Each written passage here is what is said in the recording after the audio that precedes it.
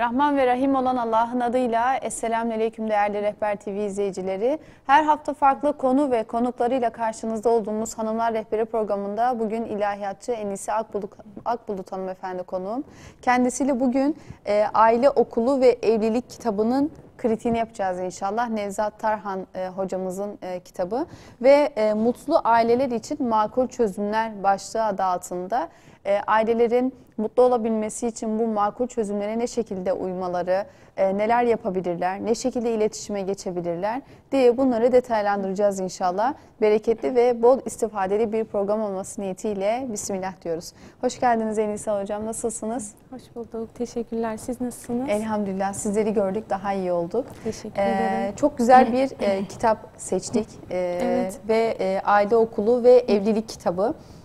Nevzat Tarhan hocamız, Profesör Doktor Nevzat Tarhan hocamız mutlu aileler için makul çözümler demiş. Burada ayrıca küçük bir başlık altında makul çözümler diye ele alması aslında manidar. Yani Tabii. bunun birazcık açıklamamız gerekiyor. Tabii. Kitabın başlığından yola çıkarak mutlu aileler için makul çözümler derken hangi sorunlara nasıl makul çözümler sunmuş burada yazarımız? Buradan bir giriş yapalım inşallah. Buyurun. Tabii. Öncelikle şöyle başlamak gerekir tabii kitabın muhtevasını anlamak açısından. Zamanın bize getirdiği birçok sorun var. Avantaj var, dezavantaj var. Bunları ele alırken tabii insan ruhen, zihnen ve bedenen bir stresle karşı karşıya kalmaktadır. Evet. Bu durumda zaten günümüzdeki hastalıkların sebeplerinin stres olduğunu da buradan anlayabiliriz aslında.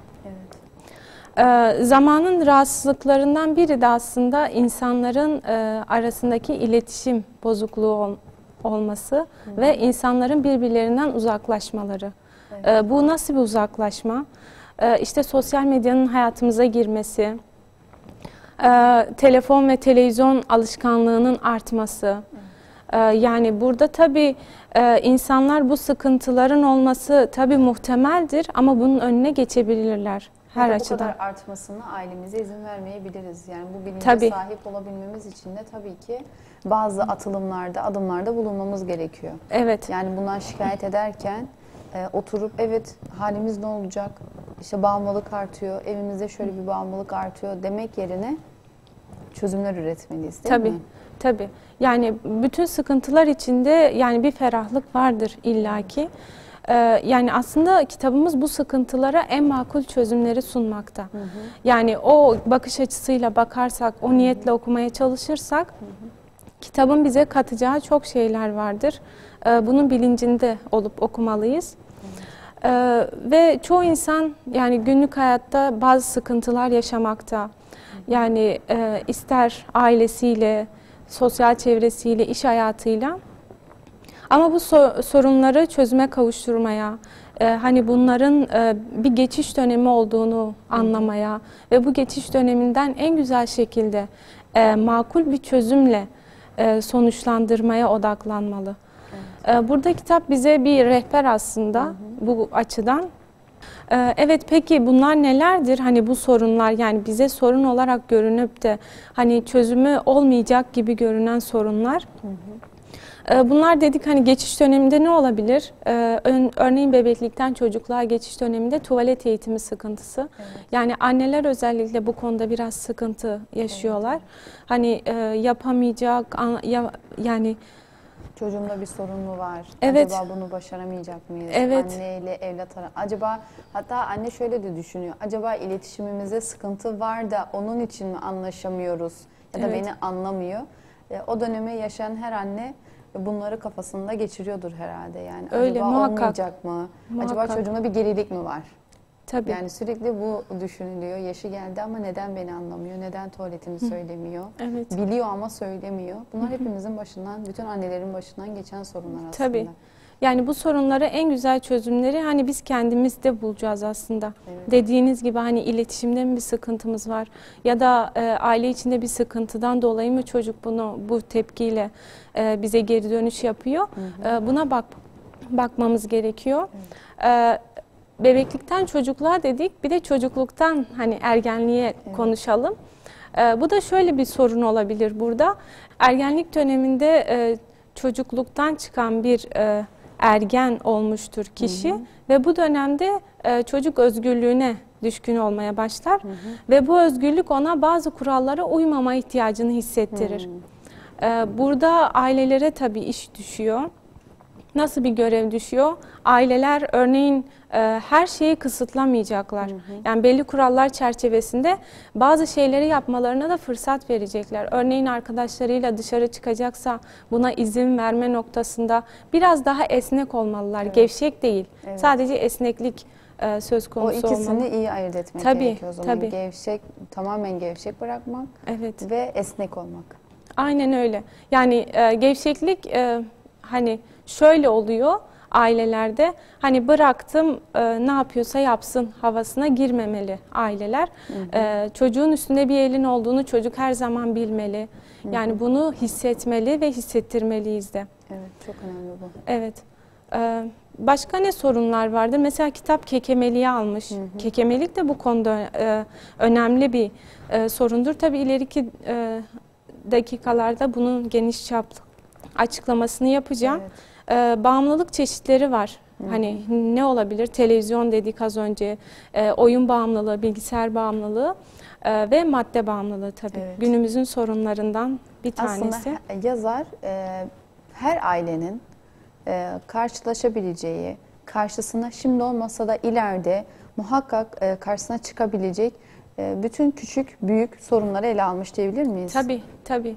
Yani burada zaten kitap bize o kadar güzel bilgiler veriyor ki, yani bizim bakmadığımız bakış açılarını bize sunmakta o konuda.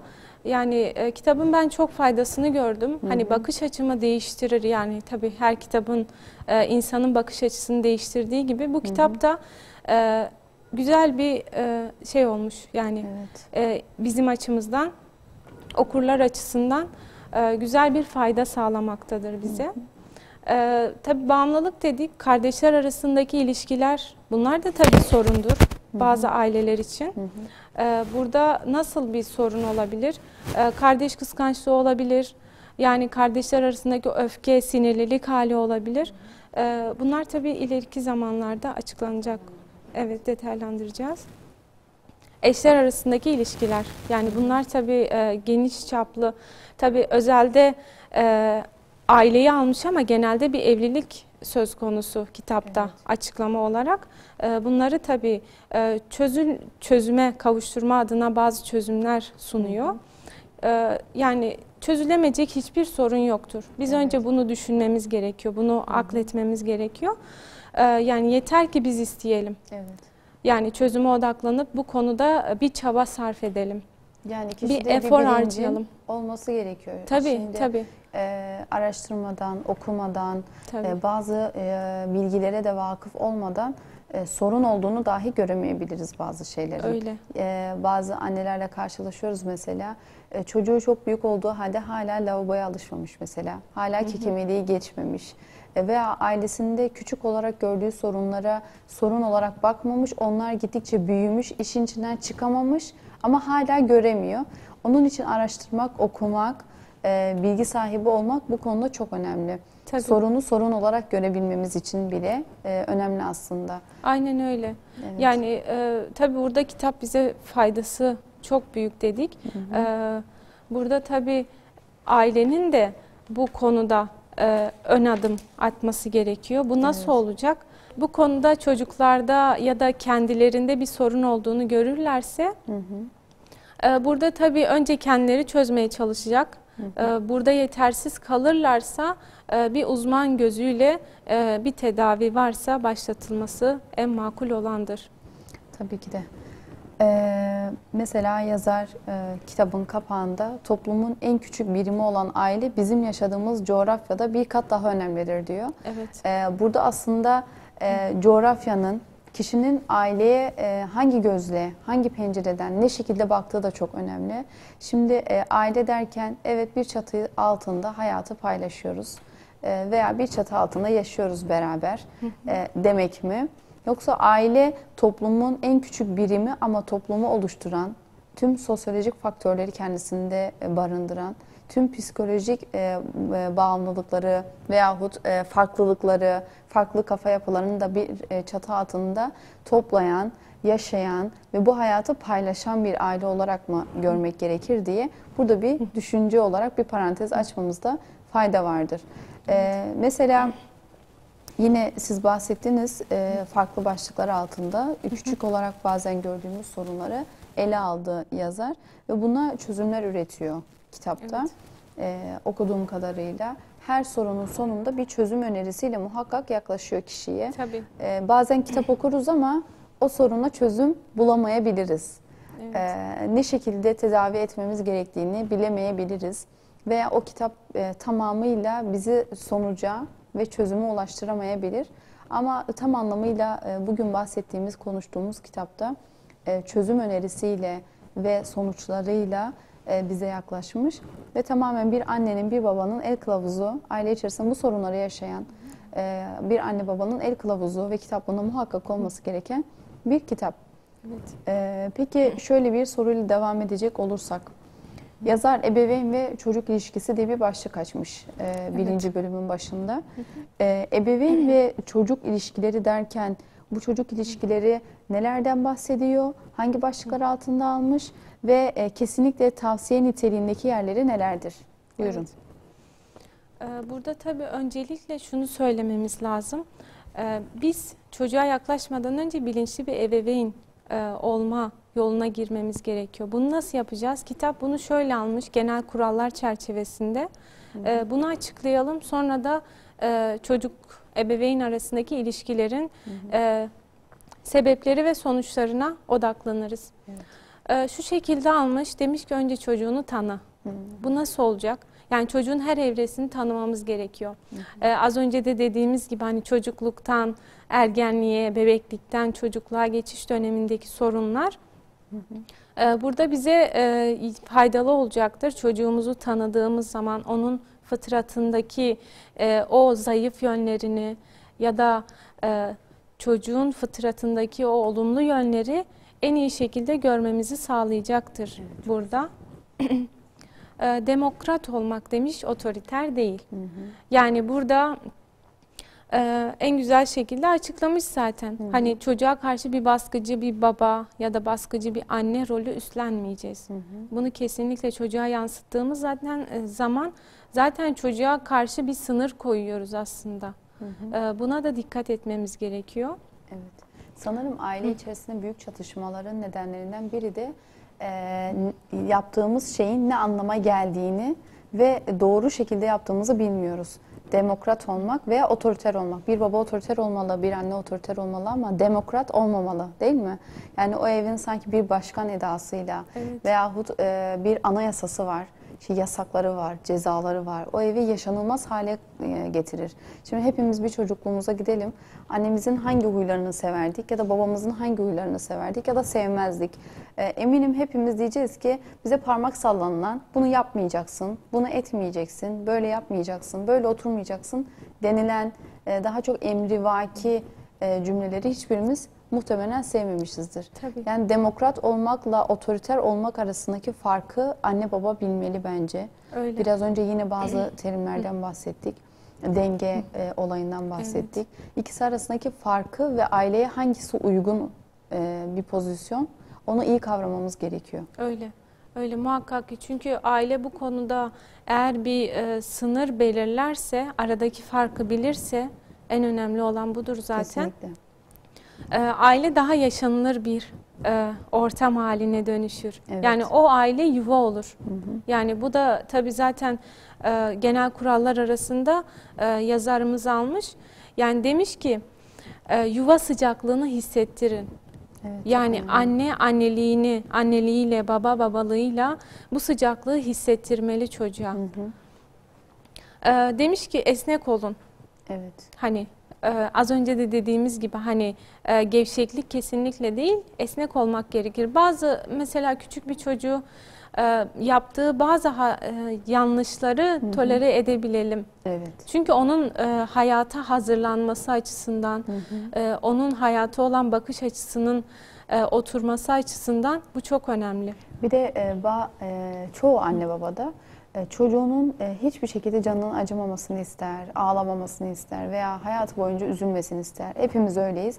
Ama çoğu anne babada şu var ki hiç o zorluğu yaşamasın. Yani mesela hiç arkadaşıyla tartışmasın ya da arkadaşına hiç ihanet görmesin, her şey mükemmel ilerlesin diye çok fazla sahiplenici, hayatına müdahale edici davranabiliyor birçok anne baba. Bazen ona çok fazla zarar olmayacak, hatta ona hayatı öğretecek adımları atmasına yanlış da olsa izin vermemiz gerekiyor öyleyse bu esneklikten bahsettiğimizde.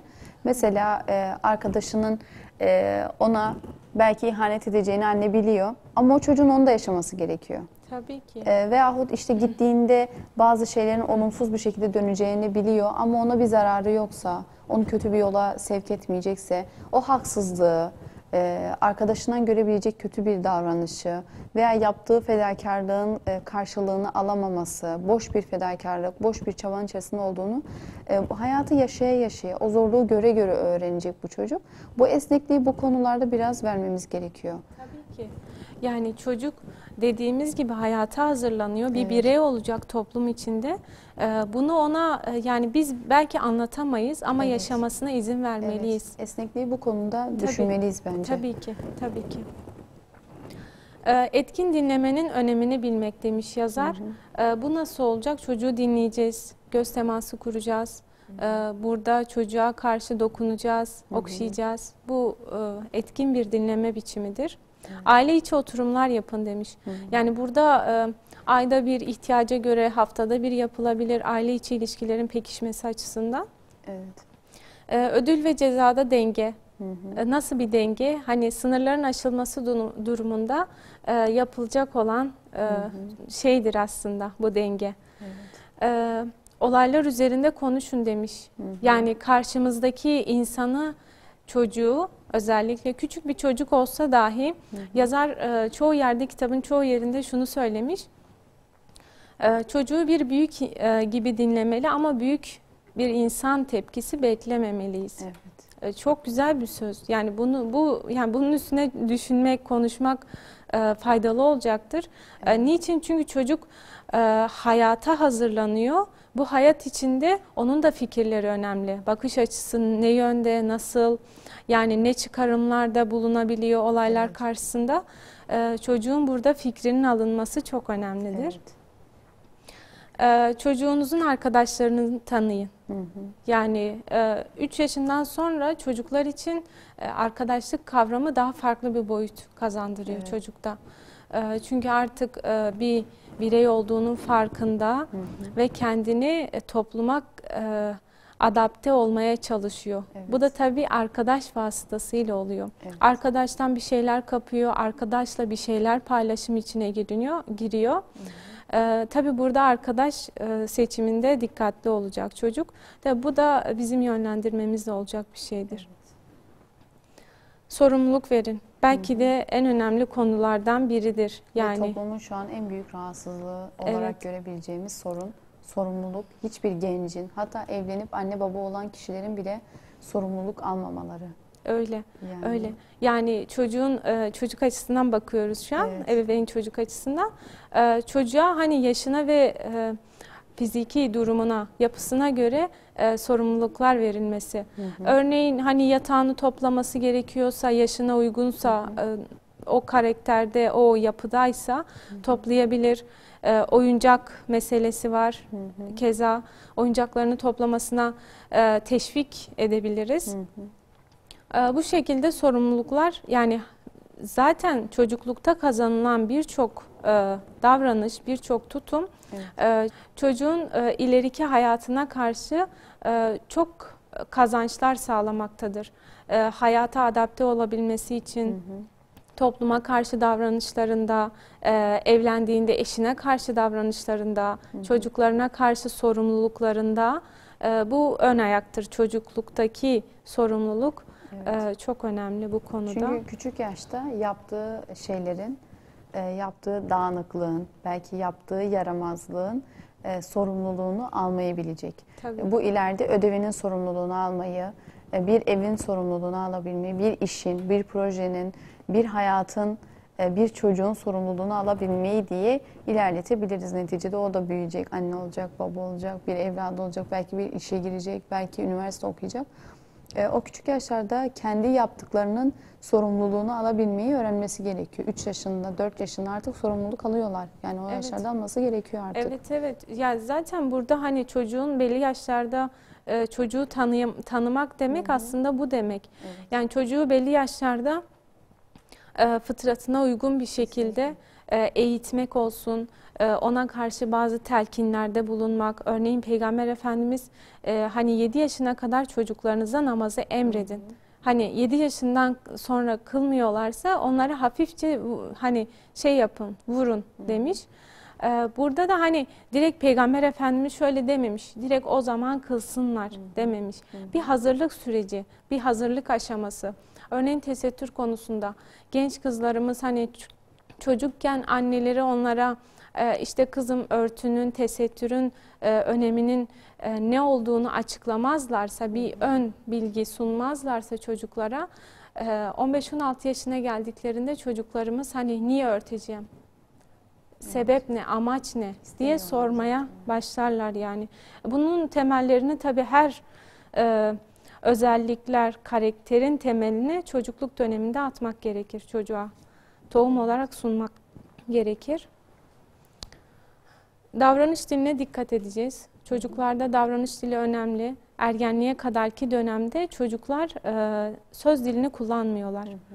Yani şöyle dil kullanıyorlar. Genellikle işte sinirlilik hali söz konusu oluyor.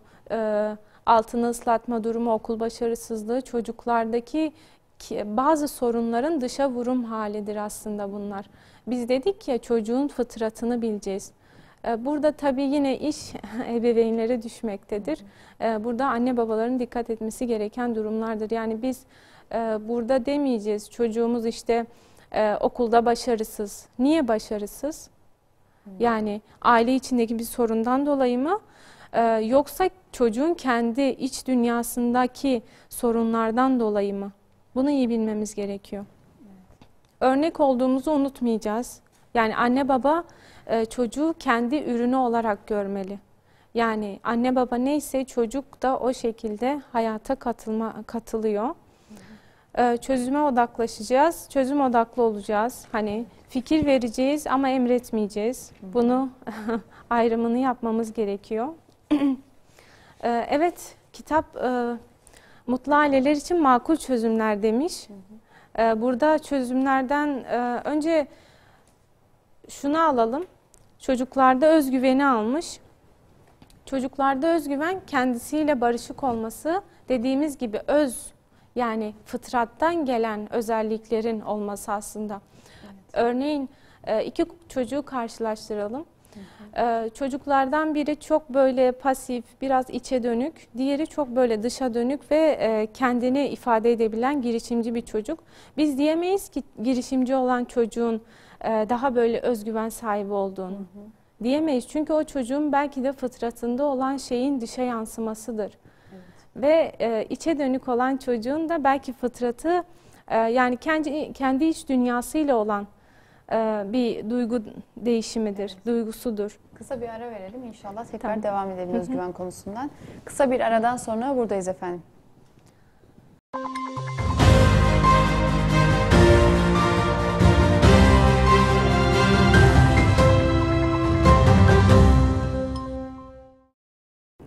Evet, kısa bir aradan sonra tekrar devam ediyoruz. Nerede kalmıştık? Hocam buyurun.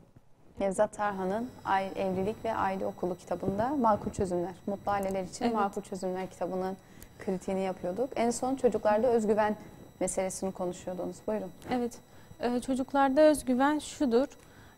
Dedik fıtrata uygun çocuğa davranmaktır aslında. Çocuğun fıtratındaki özellikleri dışa yansıtabilmektir. Şöyle bir araştırma yapılıyor, kitapta da geçiyor bu. Doğulu ve batılı öğrencilerin ailelerine karşı şu sorular soruluyor. Hani çocuğunuzun sadık ve itaatkar olmasını mı yoksa hani girişimci ve özgüven sahibi olmasını mı istersiniz? Tabii burada çocukların aileleri şu şekilde cevap veriyor. Doğulu aileler diyor ki itaatkar ve sadık olmasını istiyoruz. Ama batılı ailelerin de tercihi girişimci ve özgüven sahibi olmalarından yana oluyor. Buradan biz neyi anlıyoruz? Yani kültürel kodlar aslında işlemiş, hem bize hem ailemize hem de çocuklarımıza. Evet. Burada Yani yazar yine kısa bir örnek veriyor. Mezarlığın önünden geçen biri ıslık çaldığında insanlar ona diyor ki ne kadar özgüvenli biri aslında. Mezarlığın önünden ne kadar rahat geçiyor. Islık çala çala hiç korkmadan geçiyor. Evet. Orada yazar şu şekilde açıklıyor. Aslında diyor o kişi müthiş derecede korkuyor. Ama o korkusunu farklı özgüven rolüyle kapatmaya çalışıyor. Kişide çok fazla bir özgüven varsa ve bunu sürekli belli etmeye çalışıyorsa, aile içerisinde çocuğun yapmayacağı şeyler hedefleniyorsa, çocuğun gelişimine, kafasına, fıtratına uygun olmayan bazı şeyler ondan isteniyorsa çocuk ne yapıyor? Kendisine bir özgüven rolü biçiyor. Evet. Kendinden istenen, ailenin ve annenin ve babanın, çevrenin ondan istediği rolü giyiniyor aslında. Biliyorsunuz insanlar her yerde farklı rollere girebilirler. Bir yerde çok özgüven sahibi, bir yerde çok itaatkar, bir yerde çok asi. Özellikle çocuklarda bu gömlek değiştirme olayı çok sık rastlanabiliyor. Ve burada yazar şunu söylüyor. Çocuk başkalarını memnun etmek için o rolü oynuyor olabilir. Yani çok fazla özgüven sahibi olan bir çocuğumuzda ya maşallah ne güzel özgüven sahibi, hani hiç korkmuyor, hiç endişe etmiyor, hiç yalpalamıyor o işi diyor aile. Aslında onu alkışlıyor ama belki o çocuğun kendi içerisine bastırmak istediği ve onları memnun etmek istediği bir role girmiş olabilir. Burada çocuklardan ne kadar ve ne şekilde ne beklediğimiz aslında çok önemli. Yani niçin bu özgüveni bekliyoruz ya da ne kadar bekliyoruz? Bu özgüven aslında ailenin, ebeveynin kendisinden geliyor. Bu nasıl oluyor? Aile işte diyor benim çocuğum da tuttuğunu koparan, kendi başına, kendi ayakları üstünde durabilen, yani okul yaşantısında olsun, iş yaşantısında olsun bu beklenti içine girebiliyorlar. Böyle olunca çocuk olduğundan farklı bir hale bürünüyor. Bu da çocukta tabii bir süre sonra kaygıya, kendinden bazı şeyleri ödün vermeye ve kendini farklı biriymiş gibi görmeye başlıyor aslında. Evet. Yani çocuk burada çünkü çocuktan yüksek bir motivasyon bekleniyor. Yani bu sizin de dediğiniz gibi yani bu yüksek beklenti çocuğu farklı yöne de sevk edebilir. Yani ortama ayak uyduracağım diye özellikle ergenlik çağında kendini kanıtlama amacı söz konusu çocuklar arasında. Yani kendini kanıtlamak için absürt şeyler yapabiliyor çocuklar. Ya günümüzde bu sosyal medyanın da yaygınlaşmasıyla bu tabii çığırından çıkmış bir vaziyette. Buna tabii çocuklara iyi örneklik olarak, çocuklara ön bilgi vererek, onlara bir ön ayak olarak yönlendirmemiz gerekmektedir. Tabii burada çocuklarda özgüven dedik. Şunu da aslında sorumluluk verdiğimiz zaman çocukta bir özgüven Zaten oluyor. Mesela çocuğun görevi nedir? Okula gitmesi, ödevlerini yapması. Örneğin bir çocuk düşünelim. Çocuk okula gitti, montunu unuttu misal. Evet. Biz kalkıp da demeyeceğiz hani montunu niye unuttun, nerede bıraktın, hani üstüne gitmeyeceğiz. O kendi sorumluluğu olduğunu bilmesi gerekiyor. Yani çocuk bir yapar, iki yapar, üçüncüde bunun kendinden kaynaklı olduğunu, kendine dönüp bir baktığında kendi yaptığı hatanın farkına varacak ve bu ona bir ders olacaktır. Ya da o gün üşüyerek eve gidecek, üşüyerek okula gidecek, montunu bulacak. Yani sorumluluğunun, yaptığı hareketin sorumluluğunu kendisi alacak. Tabii. Ama şimdiki annelerde ne oluyor? Hemen başka bir alternatif üretiyor. Hemen onu okuldan almaya koşa koşa gidiyor, bir şeyler yapıyor. O sorumluluğu yaşaması, sonucu yaşamasına izin vermiyor. Ya da silgisini kaybetme, kalemini kaybetme. Bunu bizler de çok yaşadık. Çok sık yaşanıyor. Mesela o silgiyi artık çocuk ne yapıyor? Peşine düşüyor. Her gün silgi kaybetmiyor. Her gün kalem kaybetmiyor. Artık onu bir aramaya, kime verdiğinin peşine düşmeye. Çünkü anne ne yapıyor? Silgin yok mu? Tamam, yok. Hadi hemen gidelim yeni bir silgi alalım değil. Onun birazcık zahmetini çekiyor o çocuk. Bir alternatif üretiyor. Kalkıyor evde arıyor, çantasını arıyor. O zahmetini çekiyor. Burada sonuçlarına katlanmayı çocuklarımıza öğretmemiz gerekiyor. Öyle. Bizden kaynaklı da bir sorun aslında. Anne baba olarak çocuklarımızın hiçbir sonucu katlanmalarını, hiçbir zorluğu yaşamamalarını istiyoruz.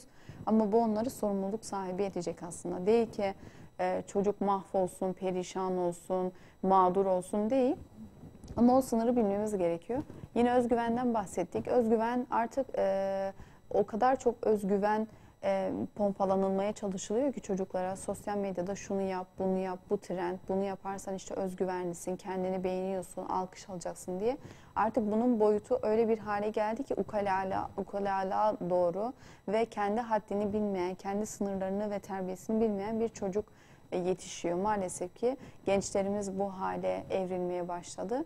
Burada anne o özgüven, hadi özgüven sahibi ol, işte kendi hakkından gel. Sürekli bunu empoze ettiği için çocuğun fıtratını da iyi okumak gerekiyor. Bazı çocuklar mülayimdir. Tabii. Toplum içerisinde öne çıkmak istemez. Hazreti Osman öyleydi mesela, takva sahibi ve kafasını yerden kaldırıp gökyüzüne dahi bir müddet bakmamıştır. Haya etmiştir. Hayalı biriydi. Hazreti Ömer ama çok girişken, çok sosyal, sinirli, kendi hakkından gelebilen, kendi varlığını toplum içerisinde belli eden biriydi. İkisi arasındaki karakter analizine baktığımız zaman bizim evimizde de, bizim çocuklarımız arasında bu oluyor, bizler arasında da bu oluyor.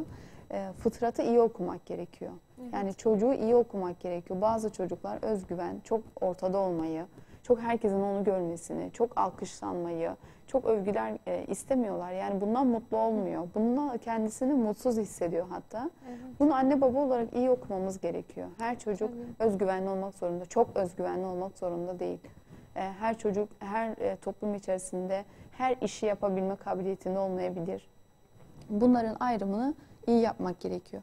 Peki yazar ikinci bölümünde başka bir başlıkla devam ediyor. Burada eşler arası ilişkiler olarak bir başlık almış ve bunu maddelendirmiş, konu başlıklarıyla maddelendirmiş. Burada eşlerin kendi hayatlarında evlenmek isteyen, evlilik yaşına gelmiş veya şu an yuvasını kurmuş kişiler için hayatlarını geçirebilecek makul çözümler nelerdir? Sizin en çok dikkat çektiğiniz ve toplumda bir rahatsızlık, hastalık olarak gördüğünüz, yazarımızın da değindiği konular, en önemli konular nelerdir? Buyurun. Evet. Şöyle sevgiyi almış yazar. Belki de şu an evliliklerin çoğunda yaşanan sorunlardan bir tanesi. Hı hı. Basit gibi görünebilir. Yani sevgisizlik. Yani iki taraf için de zor, külfetli bir durum aslında.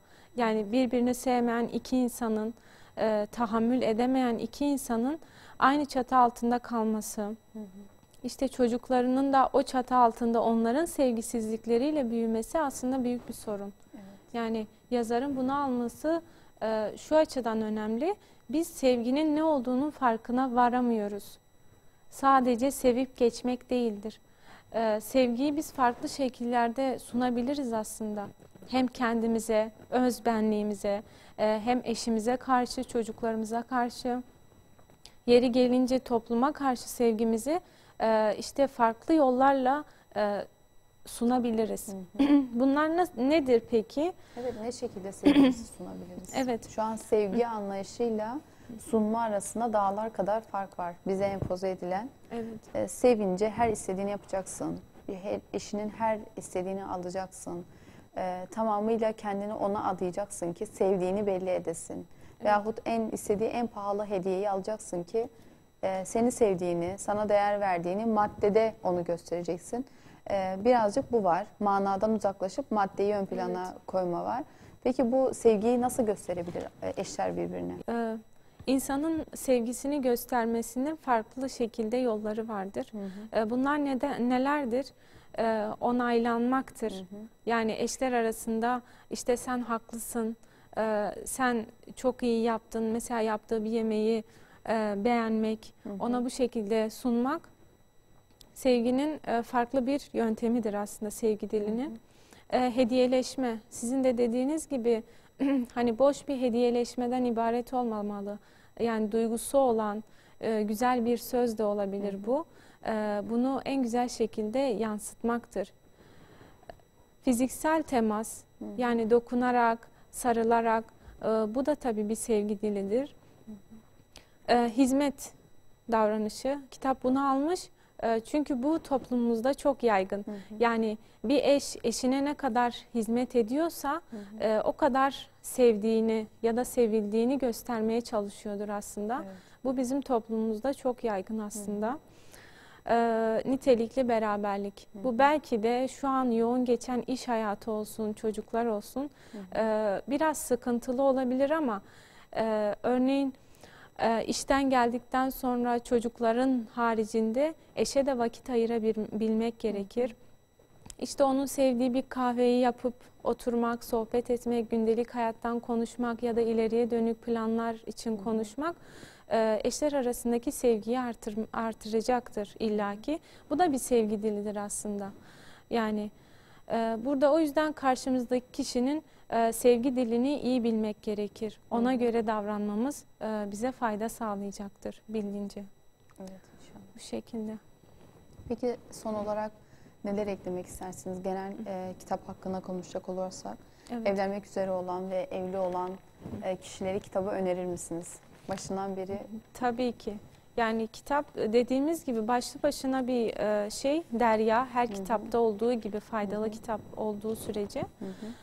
Burada tabii şu çıkarımları sağlayabiliriz. Mutlu evliliklerin olmazsa olmazları.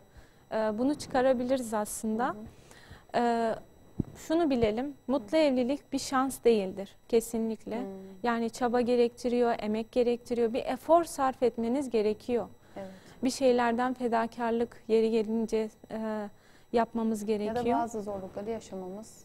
Tabii ki. Bazen üzülmesi kişinin, bazen sevinmesi. Bunların hepsi evlilikte olan normal karşılanması gereken şeyler aslında. Evet, evliliğin evlilik aslında bir yaşam biçimi olmaya başlıyor. Evet. Çünkü kişi yaşadığı ortamdan farklı bir ortama geçince işte en güzel şeyleri yapacağım, en güzel mobilyaları alacağım veya en güzel yerde oturacağım düşüncesine kapılmamalı.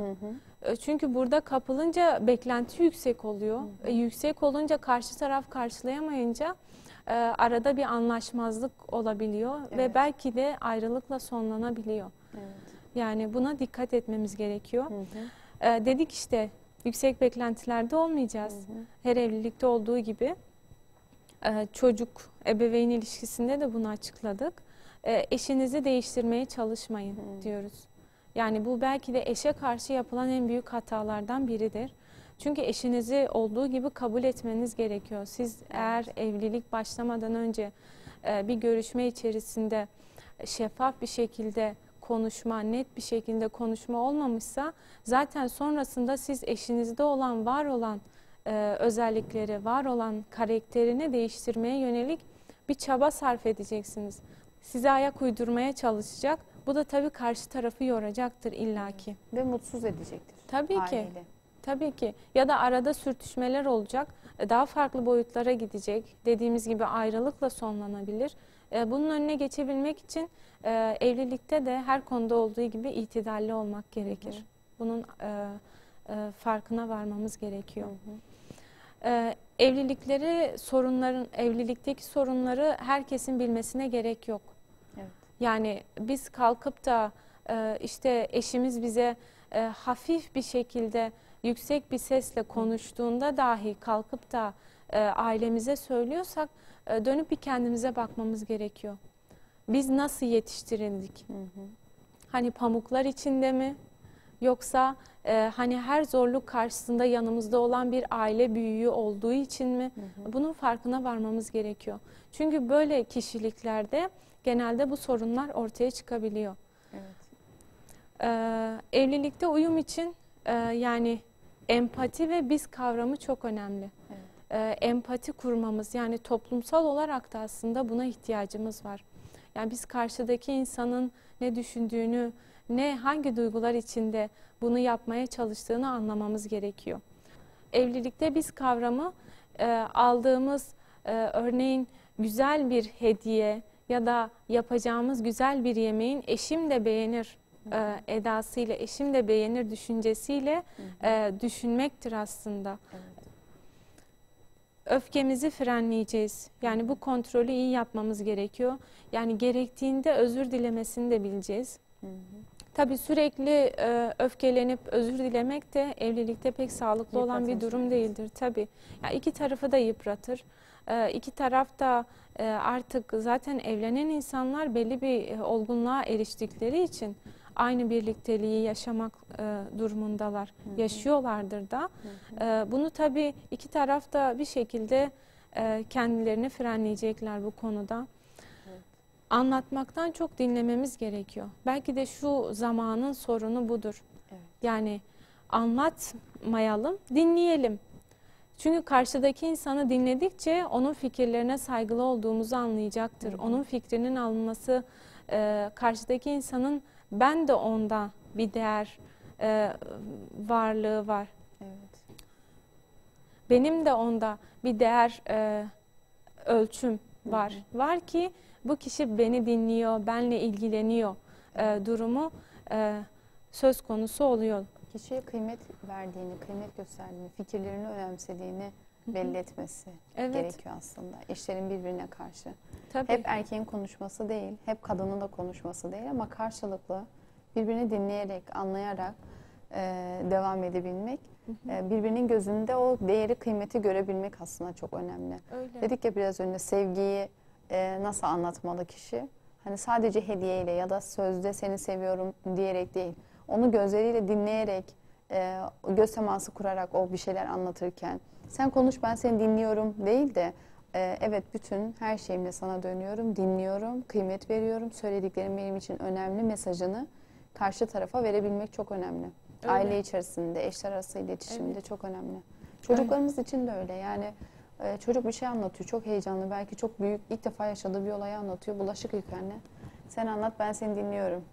İşte Demek çamaşır değil katlıyor. aslında. Evet. Ben seni dinliyorum, anlat. Evet. Evet, işlerimiz bitmiyor, evet yetişmeye çalışıyoruz. Ama bir 5 dakika o çamaşır geç katlansa ya da o bulaşık bir musluk kapatılıp birazcık çocuğa dönüp dinlesek aslında çok şey değişiyor çocukların hayatında. Öyle. Çocuk kendini ben olarak kabul ettiriyor aslında. Eşler arasında da hakeza Tabii. öyle. Yani o bulaşık 5 dakika beklese ya da eşin ilgilendiği o iş, o telefon, o elindeki her neyse birkaç dakika beklemesi hayatımızdan çok bir şey götürmeyecek ama belki bize ve Çok şey ailemize çok şey katacak. kazandıracak. Evet. Öyle.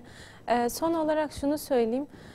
Evlilik öyle güzel bir nimettir ki yani bunu insanlar hani evliliğe karşı şu an bir ön yargı var. Yani toplum olarak işte insanların büyük bir külfet altına gireceği düşüncesi var aslında. Evet. Şu zamanın şartlarında bunu bir göz ardı etmek gerekir. Çünkü peygamber sünneti olan evliliği güzel bir niyetle başlatırsak Allah'ın izniyle yardımı geç olmayacaktır. Kesinlikle. Bunu unutmamak gerekir. Evet. Bu şekilde. Yani evliliğe bakış açımız nasıl olursa zaten öyle şekillenecektir. Evet. Biraz önce bahsettiğiniz gibi her şey dört dörtlük olsun, mükemmel olsun Evet. dersek o evliliğe maddeperest olarak bakmış oluruz. Evet. Ama huzurlu, mutlu bir yuvam olsun. İçerisinde Allah'ın anıldığı, ibadetin edildiği, kulluk vazifelerinin dört dörtlük yapılmak için gayret edildiği bir evim olsun. Allah'ın anıldığı, Allah için misafirlerin ağırlandığı bir evim olsun dersek zaten o bereketli, Tabii ki. sorunları Allah'ın davasının dert edildiği bir ev olduğunda sorunlar da hep o olacağı için artık kişilerin birbirine sataşacak, birbirinin küçük hataları için konuşacak, tartışacak vakti olmayacaktır. Öyledir. Onun için hayatımızı nereye yönlendirdiğimizi, pergeli nereye koyduğumuz çok önemli. Pergel sabit kaldığında Allah'ın izniyle nereye giderse gitsin diğer ayağı, zaten bir ayağı hep sabit ve haktan yana olduktan Evet. sonra sorun olmayacaktır inşallah. İnşallah ailemizin, kendimizin pergeli hep haktan yana, bir ayağı hep haktan yana olsun. Ayaklarımız kaymasın, yuvalarımızdan huzurumuz, mutluluğumuz eksik olmasın inşallah. Ve kitabımızı da muhakkak izleyicilerimizin okumasını tavsiye ediyoruz. Teşekkür ediyoruz. Allah razı olsun. Ben teşekkür ederim. Ağzınıza, yüreğinize sağlık. Çok faydalı ve bereketli bir program olduğuna inanıyorum. Evet kıymetli Rehber TV izleyicileri, bugün de programımızın sonuna geldik. Güzel bir kitabın kritiğini yaptık. İnşallah bu kitabı tüm bizi izleyenler, aile olanlar ve olmak isteyenler, yuva kurmak isteyenlerin de okuması temennisiyle işledik bu kitabımızı. İçerisinde makul ve mutlu olmak için makul çözümleri de hepimizin uygulayabilmesi, hepimizin kulağına küp olması niyetiyle diyelim. Sizleri emanetçilerin en güzeli olan Rahman'a emanet ediyoruz.